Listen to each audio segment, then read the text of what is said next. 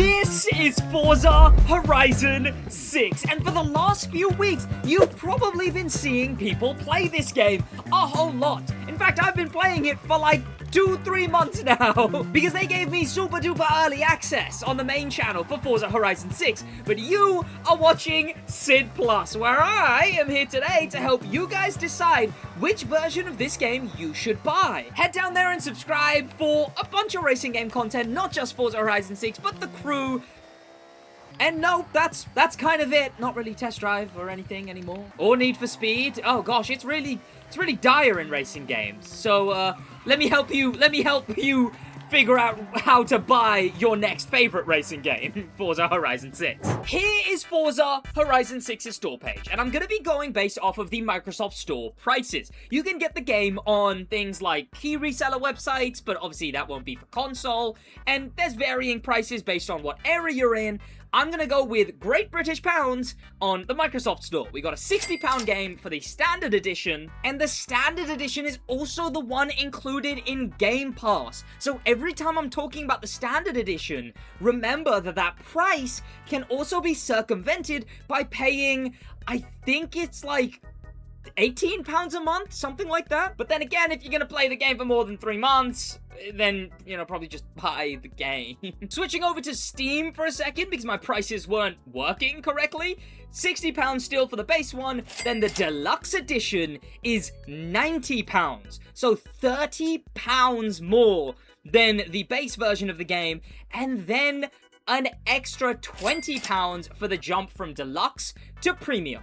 Those are the prices you have to work with as I explain what's in those versions. Here's the best tool, but don't worry, I'm not just going to show you this and then not give you any extra info. You're also going to get all of the details that are going to be in each of those different things. The standard is, of course, the base game. Almost everything you see, all of this gameplay, the map, the races, the progression, all of that is available to you in the standard edition of the game. Obviously, if you get Game Pass, you'll also be playing on this standard version of the game. It's still a phenomenal game, worth the money, but obviously, you'll notice that you're missing some stuff. Like all that comes in the Deluxe Edition. Now, this version of the game comes with the Car Pass and the Welcome Pack. This is the Car Pass. At the moment, we've already gotten one of these cars, but don't worry, you get all the previous ones if you weren't playing the game at the time. Those will still be added to your account, in fact, immediately rather than waiting. The rest of them will come based on the date above them. The Jumeirah, well, the Skyline GTR first, but that's already out. This is the specific racing version of the Skyline. We got the Jumeirah, the Koenigsegg. It's actually not the concept one that's in the crew. Like, it's the road version of the Jumeirah. Then we got the 269 Attacking the Clock Racing. Another time attack kind of car. The 240Z All Carbon? Is that what that says? All Carbon Hill Climb. I guess that makes sense. The Datsun 1972. That's dropping on the 4th of the 6th, 2026. If you're American, just swap those two, the 6th or the 4th. You get it, obviously. The Honda Civic Type R on the 11th of the 6th. Then we got the Audi R8 Coupe V10. You might not be as hyped about this one because, well, we've got a lot of Audi R8s in this game. One of the ones that I'm most excited for is Mad Mike's 808 Wagon, the Mazda RX-3 wagon. Another Skyline, the 40th anniversary Nissan Skyline, and the GR Corolla. But we're gonna get more than these. These aren't the only cars because in total, there's gonna be 30 of them. This is only 8, so there will be an extra 22 cars that will be in the Car Pass, dropped slowly throughout the first 30 weeks, I guess. And then also, in that £30 extra payment for the Deluxe Edition, you'll have the Welcome Pack. Now, what do you get in the Welcome Pack? A few cars. Yes, it's all about cars. In S2, you'll get already tuned to the top of S2, and a pretty good car, the AMG Black Series Welcome Pack. Now, bear in mind, in the game, this is treated as a different version of the car. So, this won't count, the tunes will be different, though the tune pool at least. Collection book will treat it different. That goes for this one, the AMG GT Black Series, which is your S2 car. The M4 Competition Coupe welcome pack for your S1. In A, and I've actually tuned her a little bit out of A, you get the Lancer Evolution welcome pack, the 2004 version of the Lancer. In B class, you get the Ford F-150 Raptor welcome pack, but I saved the best for last because all the way back up to R class, the highest class, you get the FXXK Evo welcome pack. This is an insane car to have straight away. The Welcome Pack Evo is nuts and starts literally only 1 point off of the max class in-game. So now you have to gauge if you think that's justified for paying £30 above the base game, but the follow-up question is it not worth it to go £20 more and go to the premium edition? Here's what's in the premium. Obviously the car pass I've gone through, and same with the welcome pack. And we'll talk about the stuff that comes post-launch a little later. Let's start with the stuff that you'll be able to see straight away when you go in-game.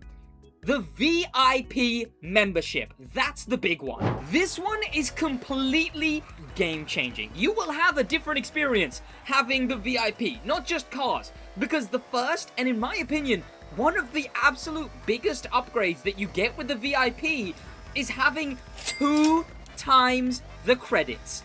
This applies almost every way you can earn credits, except for, I guess, selling cars on the auction house, or tunes and stuff like that. Any material progression way of getting credits, like races, like PR stunts, you will make 2 times what anyone else will, what anyone with Game Pass will, or what anyone with the deluxe edition will. It really is a very OP upgrade, which is why some people actually who buy the highest version of the game actually deactivate their VIP so they have a bit more progression in game. But not only boosting your progression, there's obviously some free stuff that the VIP will give you.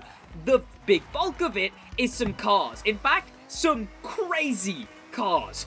Some admittedly pay-to-win cars. The most OP one out of all of them is this, the Dodge Viper Forza Edition. This thing is insane off-road. Like, me and the boys on the main channel, we do challenge videos, and we've considered banning this thing. Oh my gosh, it's so fast I almost missed the checkpoint. This thing is a nuts car off-road, and monstrously meta. You will lose if you are not in this car against this car if you matched class. And this puppy is of course included in the VIP. Next on the list is the Toyota Tacoma Forza Edition. This thing is also insane. That FXXK starts 1 point off of X class. This car does too.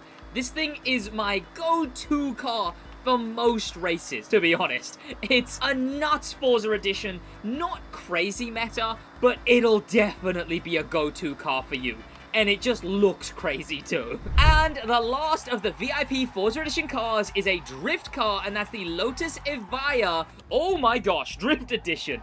This thing is pretty alright, but it can't be all-wheel drive swapped, and of course all-wheel drive is a lot better for drifting in Forza Horizon 6. It's also got insane top speed, it's just a little uncontrollable, but it's a pretty good car to start learning for drifting and to use while you're unlocking the drift zones early on in the game. Now let's head to the outskirts of Tokyo for a bit for the final VIP reward, and that's the VIP house. Specifically, the Tokyo house. All the way over here on the map, this house is incredibly good, mostly because it gives you a daily wheel spin. Get a free wheel spin each day you attend Horizon Japan. Now, I'm not sure, but it seems like this is now real world days instead of in-game days. So it is a lot less than Horizon 5, but still a fair few extra wheel spins. And getting wheel spins doesn't hurt at all. And the only other house you would have early in the game would be May's house. Now, you still gotta go get this house, but once you have it, it helps a lot. But everything included in the deluxe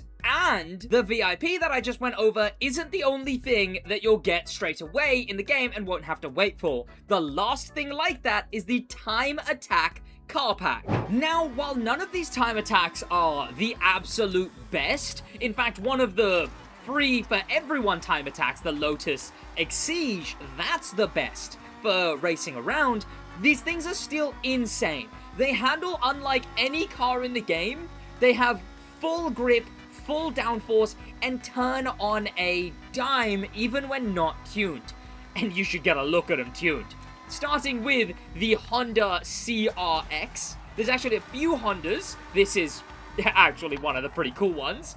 They all come with these insane spoilers and splitters, as you'll see. The Honda Hard Race Civic, which is a beautiful looking hatchback, and even more menacing than the last one, honestly. One of the ones people are most hyped about, the Honda S2000. It does look pretty cool. It's a little more tame than the others, but still very sick. And it's actually surprisingly one of the few that starts rear-wheel drive instead of front-wheel drive. In my opinion, the coolest Honda, the Integra Time Attack. It's just a good mix of all of them, really. It's got the crazy spoilers, it's not too over the top, but it's still an insane car. The absolute coolest one next, we move over to Mitsubishi with the Mitsubishi Mini Cab. This thing is so sick, but one thing to look out for is this thing starts in D-Class. Miles and miles lower than the other ones. It still makes it up to X-Class, all well and good, but it does start monstrously low. It's really cool, by far my favorite one visually of the entire pack, but know that you'll have to wait till you can actually upgrade it a little. Now, it's really tough to pick a favorite from the two Nissan Time Attack cars, but the first one is the Silvia, with just insane canards, insane spoilers. This thing is crazy. I cannot believe what I'm looking at this thing. And here you can see a good representation of them turning just absolutely on a dime, going around this turn right here.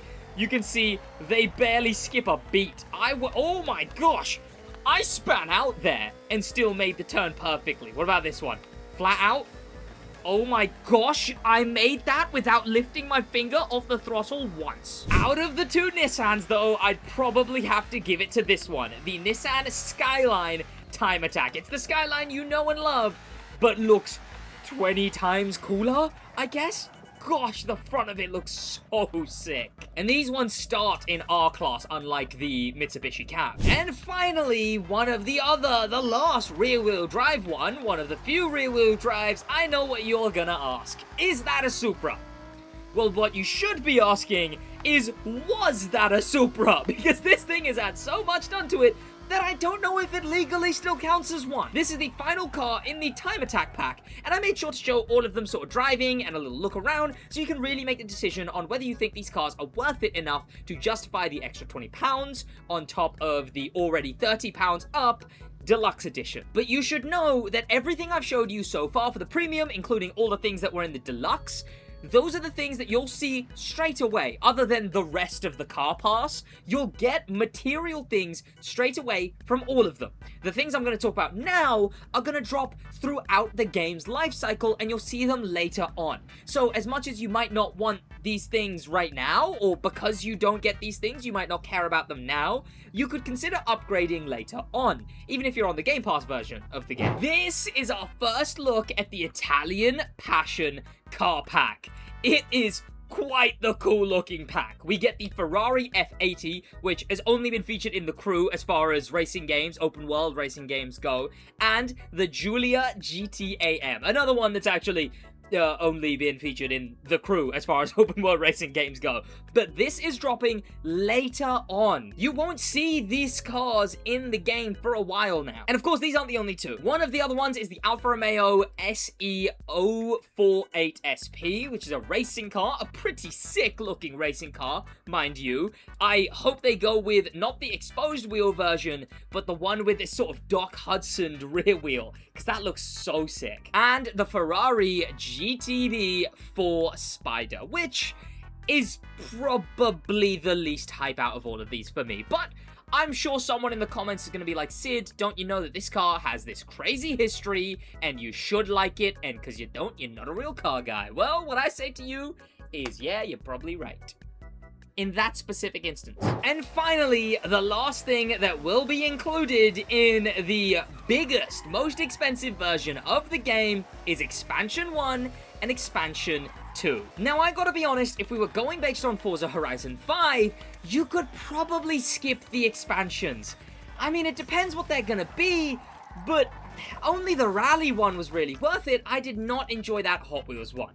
And in this game, it really could be anything at this point. Some people think we'll be getting a Fuji-based expansion, where we'll actually be able to drive on Fuji. I highly doubt it, mostly because Fuji has cultural significance. Even in real life, you can only drive up to about half of Fuji. I don't think they let us desecrate Fuji, especially when, even right now, we can't drive through sakura trees for the specific reason that they're considered sacred. And well, Fuji's kind of the peak of sacred. As far as, you know, it goes sakura trees, Fuji. So if they're not letting us destroy sakura trees, then they probably won't let us lollygag around Fuji, I imagine. Then there's also the risk of them bringing back something, like Lego. We had Hot Wheels, then we had Lego, and then we had Hot Wheels again. Which if the maths adds up, there's a world in which it's Lego again. Then again, the new Speed Champions are kind of cool, and they are doing a Lego Technic collab in August. So there's a world in which it could be a Lego expansion, but I doubt it. But my money would most definitely be on one branded expansion. Some people have maybe theorized Too Fast, Too Furious, Initial D, something like that. Something branded that will give us a map, a new progression system. They'll probably be testing stuff out for the new game. That's what they often end up doing. An island we can teleport to, and a bunch of new cars, but those cars won't be locked behind just the expansion. And with one of them being most likely a branded expansion, the other one will likely just be a sort of force of nature expansion. Whether that's snow, whether that's a volcano, whether that's a rally or drift, or it'll just be something a bit more elemental.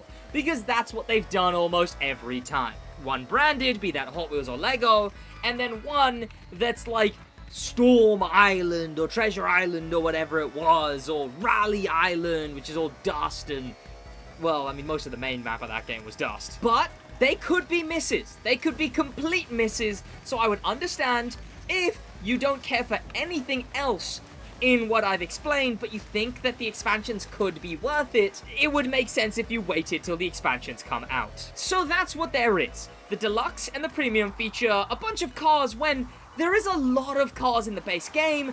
If you're a completionist, you'd probably want more of them. If you want an easier time, especially as they've kind of hurt progression in this game.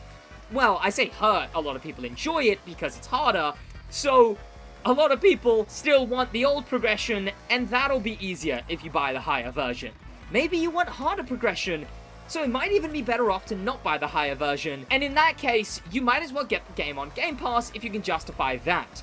But you'll be missing out on the expansions, and the VIP cars, as well as the car pass, which will be dropping for the first 30 weeks. That's going to be about it from me. Thank you so much for watching. I'll see you boys in a bit. Thank you so much for watching in a bit.